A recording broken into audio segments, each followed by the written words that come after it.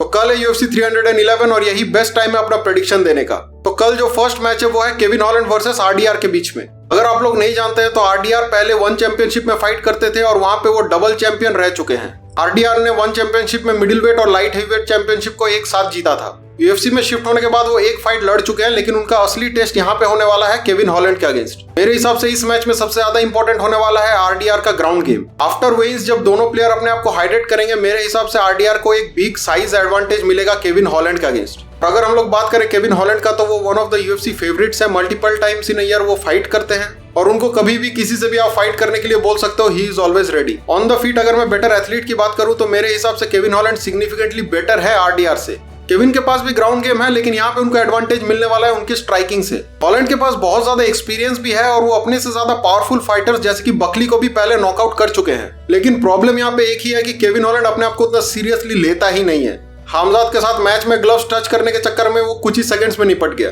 तो इस मैच को जीतेगा कौन? RDR के पास वन चैंपियनशिप का एक्सपीरियंस भले ही होगा, लेकिन मुझे लगता है UFC के अंदर एक्सपीरियंस बहुत ज्यादा है केविन हॉलैंड का, इसलिए मैं पिक करने वाला हूं केविन हॉलैंड को। यहाँ तक अगर वीडियो इन्फॉर्मेटिव लग रही है, अच्छी लग रही है, तो नीचे जाके एक लाइक जरूर कर देना। हमारा नेक्स्ट फाइट है मोइकानो वर्सेस बेनिल डायरुश। जिसने भी मोइकानो को फाइट करते हुए देखा और जो भी उसके आफ्टर फाइट इंटरव्यूज को सुना है, सारे के सारे उसके फैंस बन गए होंगे। मोइकानो एक अमेजिंग बंदा है जिसका स्ट्रेट कट फंडा एक ही है कि भाई पैसे कमाना है, मैं हार नहीं सकता। और इसी की वजह से आप देखोगे कि हारते हारते भी वो मैच जीत जाता है। मोइकानो एक बहुत ही ज्यादा टेक्निकल फाइटर नहीं है, लेकिन वो डर्टी फाइट करके अपनी विन निकालने की काबिलियत रखता है। वहीं पे अगर हम बेनिल डारुश के बारे में बात करेंगे तो बंदा एक विनिंग स्ट्रीक पे था और जल्दी इस्लाम के साथ टाइटल फाइट भी करने वाला था, लेकिन चार्ल्स ओलिवेरा नॉकआउट करके डारुश के इस विनिंग स्ट्रीक को तोड़ देता है और उसके बाद अरमान भी इसे वापस से नॉकआउट कर देते हैं। मेरे हिसाब से बेनिल डारुश एक बहुत ही अच्छा पैकेज लेके आते हैं, बहुत ही अच्छा स्ट्राइकिंग है उनके पास और उनका ग्रैपलिंग गेम भी बहुत ज्यादा अच्छा है। अगर मैं एज एन एथलीट बात करूं तो बेनिल डारुश के पास ज्यादा एक्सपीरियंस है और बेटर टेक्निकल स्किल्स है कंपेयर टू मोइकानो।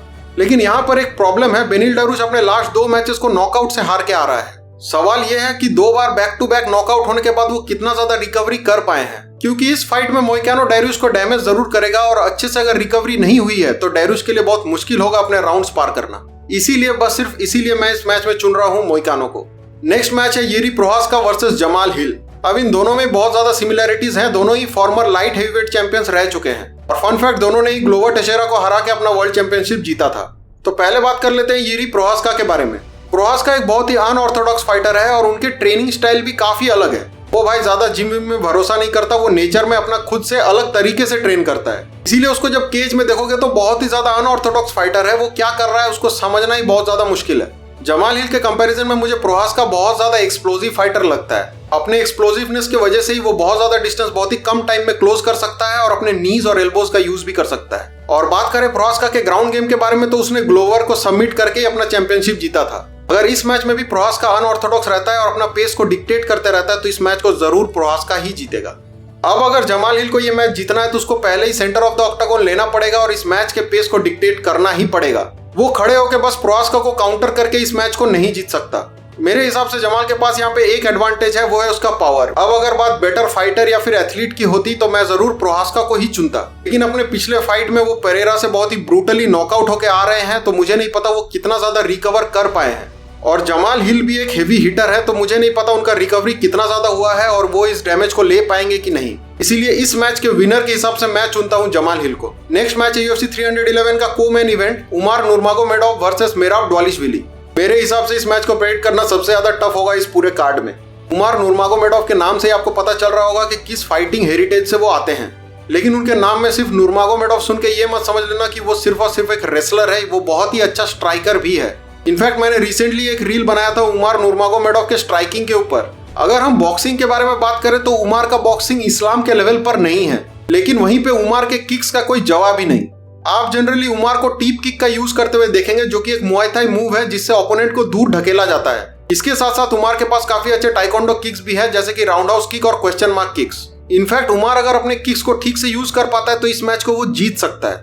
आई थिंक ये उमर के गेम प्लान में भी होगा कि उसको टीप किक करके दूर रखना है और जब भी वो अंदर आने की कोशिश करे तो बॉडी पे किक करके उसको डैमेज देना है। अगर ये प्लान सक्सेसफुल होता है तो मेराब को ज्यादा ग्रैपलिंग के चांसेस मिलेंगे ही नहीं और पॉइंट्स पे ये मैच उमर जीत जाएगा। लेकिन वहीं पे मेराब कोई नॉर्मल एथलीट नहीं है, वो लिटरली एक मशीन है जो थकता ही नहीं है। मेराब का गेम प्लान हमेशा से एक ही रहा है कि ग्रैपलिंग करेंगे और धीरे धीरे ओपोनेंट को तोड़ देंगे।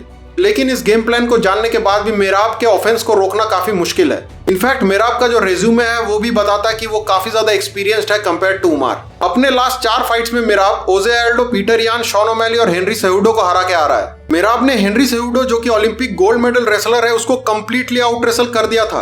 अब बात इसी पे आ जाती है कि क्या इस ग्रैपलिंग एक्सचेंज को उमार डिफेंड कर पाएगा या फिर जीत पाएगा।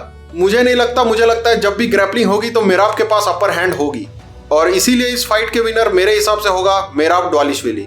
अब बात कर लेते हैं UFC 311 के लास्ट मैच, हमारा main event Islam Makhachev versus Arman Tsarukyan. ये लोग पहले भी फाइट कर चुके 2019 में, जब UFC को इस्लाम के अगेंस्ट देने के लिए कोई ओपोनेंट नहीं मिल रहा था। अभी UFC अरमान सारुकियान को उसका UFC कॉन्ट्रैक्ट भेजता है और उसे ऑफर किया जाता है इस्लाम माखाचेव के अगेंस्ट फाइट, और शॉर्ट नोटिस में ही अरमान सारुकियान इस मैच को एक्सेप्ट कर लेता है।